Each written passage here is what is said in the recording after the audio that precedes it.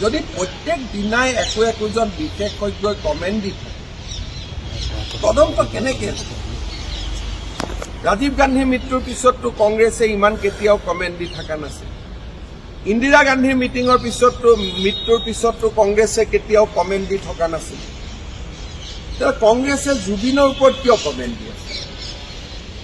তেওঁলোকৰ নিজৰ নেতাৰ হত্যাৰ পিছতোতো তেওঁলোকে কমেণ্ট দিয়া নাছিলে। সদায় কৈছিলে যে পুলিচক কামটো কৰিব দিয়ক।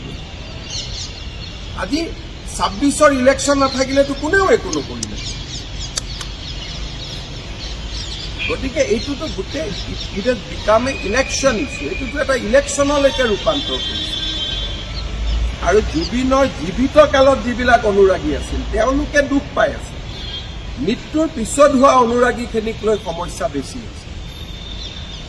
মই আপোনাক নিজে ক'লো, পঞ্চপাণ্ডৱ কোন টিভিত ওলাইছিলে টক শ্ব' আপোনালোকে নিজে চাই লওক।